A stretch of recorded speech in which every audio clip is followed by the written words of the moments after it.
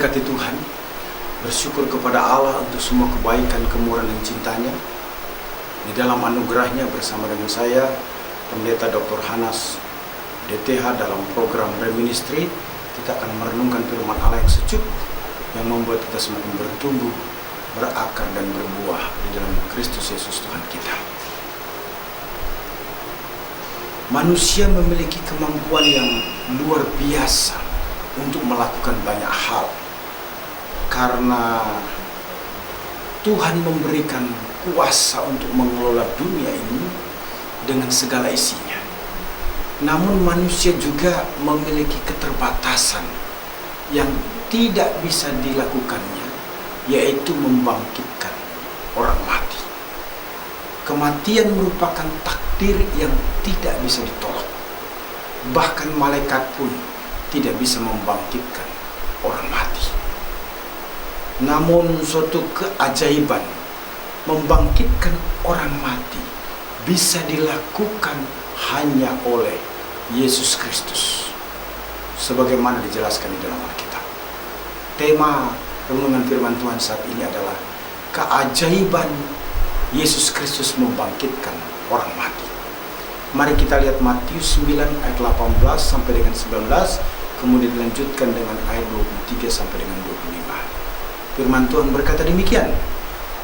Sementara Yesus berbicara demikian kepada mereka, datanglah seorang kepala rumah ibadat, lalu menyembah dia dan berkata, "Anakku perempuan baru saja meninggal, tetapi datanglah dan letakkanlah tanganmu di atasnya, maka ia akan hidup."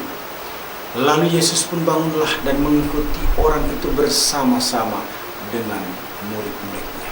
Ayat 23 sampai 25.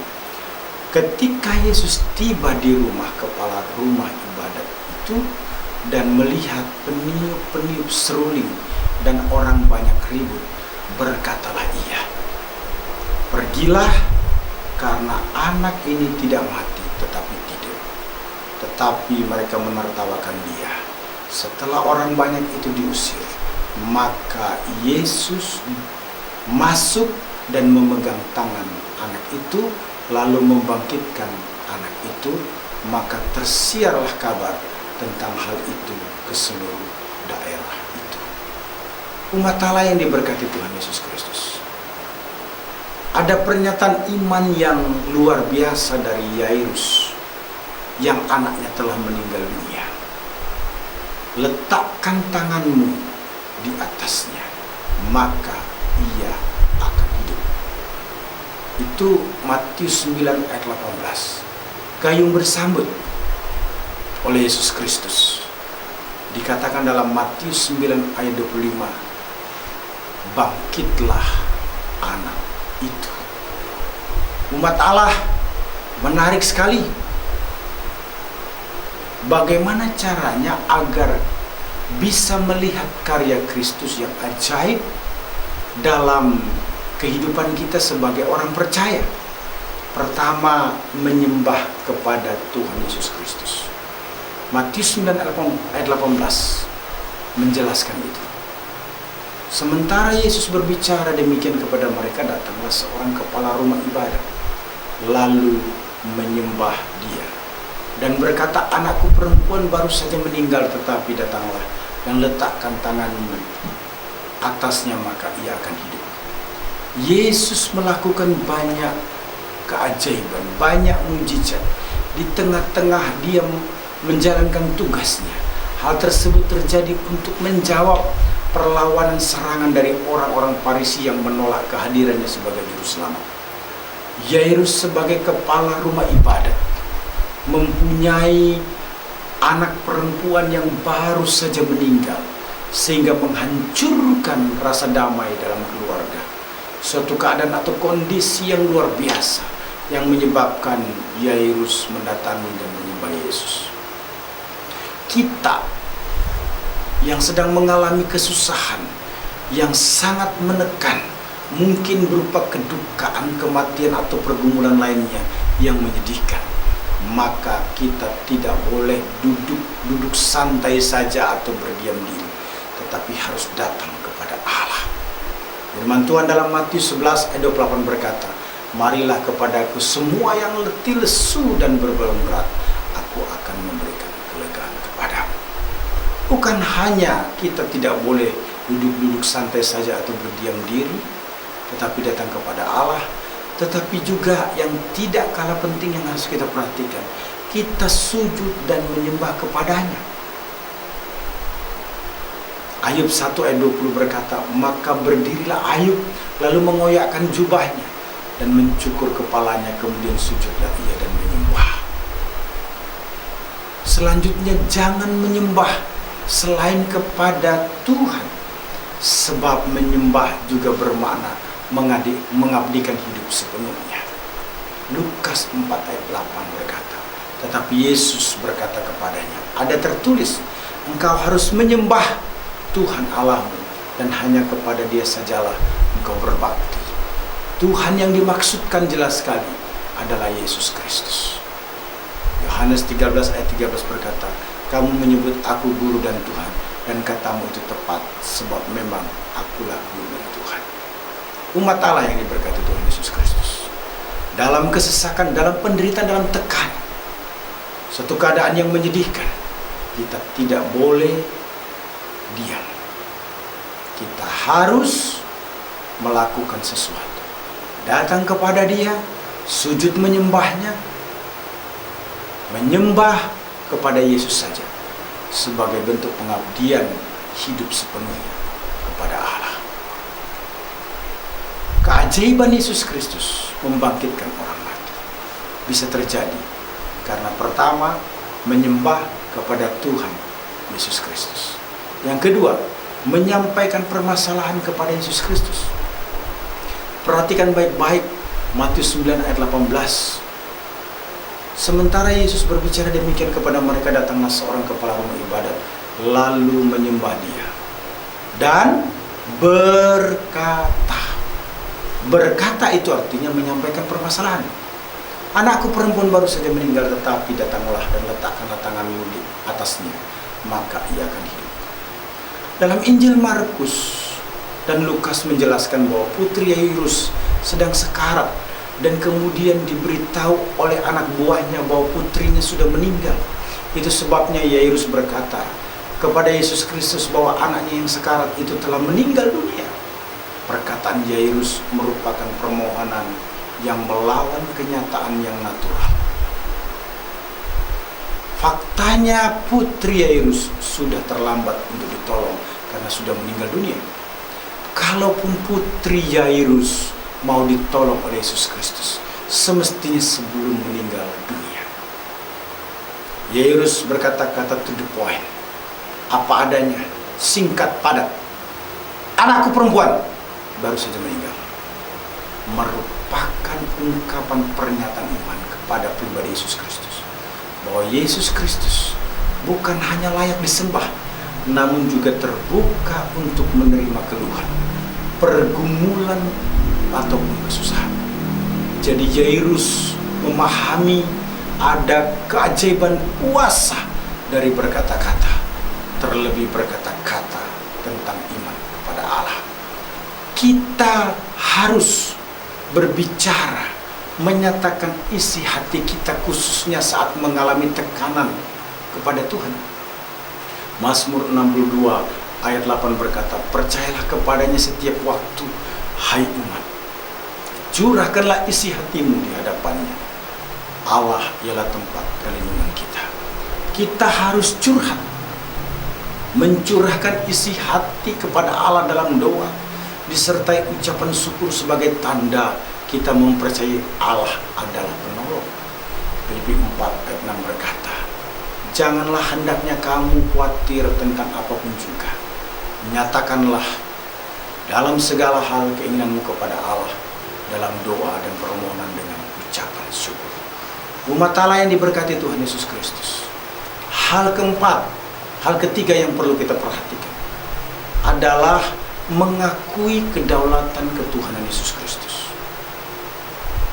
Perhatikan baik-baik ayat 18 sampai dengan 19. Sementara Yesus berbicara demikian kepada mereka, datanglah seorang kepala rumah ibadat lalu menyembah Dia dan berkata, anakku perempuan baru saja meninggal, tetapi datanglah dan letakkan tanganmu atasnya, maka ia akan hidup. Kata kuncinya adalah maka ia akan hidup. Artinya mengakui kedaulatan ketuhanan Yesus. Ayat 19, lalu Yesus bangunlah dan mengikuti orang itu bersama-sama dengan murid-muridnya. Yairus menghadapi pergumulan yang berat karena putri kesayangannya telah meninggal dunia. Yairus bukan hanya datang menyembah Yesus kemudian memohon dengan jujur pertolongan Yesus Kristus, namun juga mengakui kedaulatan Yesus Kristus, bahwa Yesus Kristus memiliki otoritas untuk menghidupkan putrinya sekalipun telah meninggal dunia. Yairus mengakui bahwa Yesus Kristus ajaib berkuasa atas kebangkitan, termasuk juga membangkitkan putrinya jika Yesus berkenan melakukannya. Kita harus mengakui segala kuasa tidak ada selain atau kecuali dalam genggaman Yesus Kristus. Matius 28 ayat 18 berkata, segala Yesus mendekati, maksud saya mereka, dan berkata, kepadaku telah diberikan segala kuasa di surga dan di bumi. Kuasa Yesus Kristus diberikan kepada murid-muridnya dan kita setiap orang percaya, sehingga kita menyatakan bahwa Yesus Kristus berkuasa menyelamatkan manusia, dan kita diberi kuasa untuk mengalami keajaiban itu berupa tanda-tanda heran ataupun ajaib, sebagaimana dijelaskan dalam Markus 16 ayat 17 sampai dengan ayat yang ke-20. Tanda-tanda ini akan menyertai orang-orang percaya. Mereka akan mengusir setan-setan demi namaku. Mereka akan berbicara dalam bahasa-bahasa yang baru bagi mereka. Mereka akan memegang ular, dan sekalipun mereka minum racun maut, mereka tidak akan mendapat celaka. Mereka akan meletakkan tangannya atas orang sakit, dan orang itu akan sembuh. Sesudah Tuhan Yesus berbicara demikian kepada mereka, terangkatlah ia ke sorga lalu duduk di sebelah kanan Allah. Mereka pun pergilah memberitakan Injil ke segala penjuru, dan Tuhan turut bekerja dan menyembuhkan firman itu dengan tanda-tanda yang menyertai. Umat Allah yang diberkati Tuhan Yesus Kristus, keajaiban Yesus Kristus membangkitkan orang mati. Pertama, menyembah kepada Tuhan Yesus Kristus. Kedua, menyampaikan permasalahan kepada Yesus Kristus. Ketiga, mengakui kedaulatan ketuhanan Yesus Kristus. Keempat, menikmati mujizat Tuhan Yesus Kristus. Kata kuncinya dalam Matius 9 ayat 23 sampai 26 adalah bangkitlah anak itu. Artinya Yairus menikmati mujizat dari Tuhan Yesus Kristus.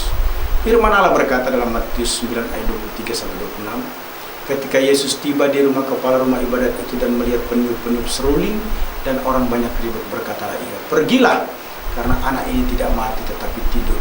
Tetapi mereka menertawakan dia. Setelah orang banyak itu diusir, Yesus masuk dan memegang tangan anak itu, lalu bangkitlah anak itu.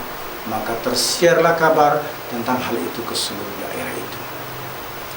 Yesus membangkitkan anak Yairus yang telah meninggal dunia.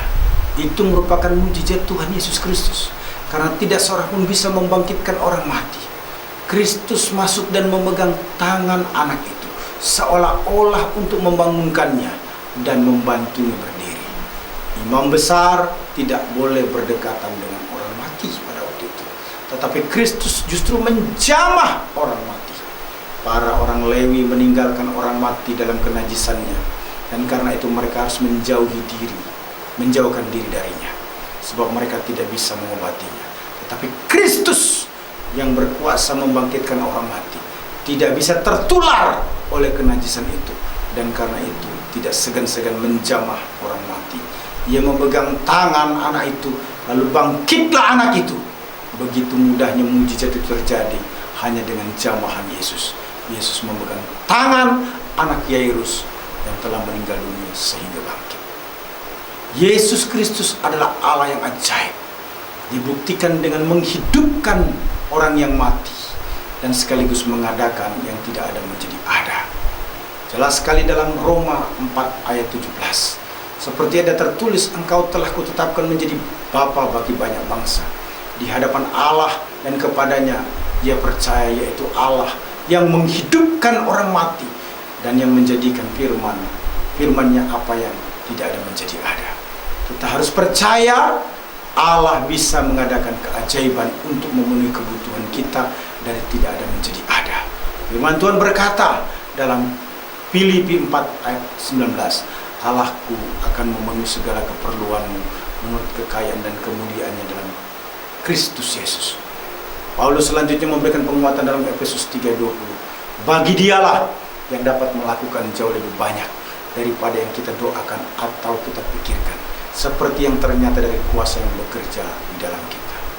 Keajaiban Yesus Kristus membangkitkan orang mati berdasarkan Matius 9 ayat 18 sampai dengan 19, selanjutnya 23 sampai dengan 26, dapat terjadi karena pertama, menyembah kepada Tuhan Yesus Kristus, kedua, menyampaikan permasalahan kepada Yesus Kristus, ketiga, mengakui kedaulatan Yesus Kristus, keempat, menikmati mujizat Tuhan Yesus Kristus.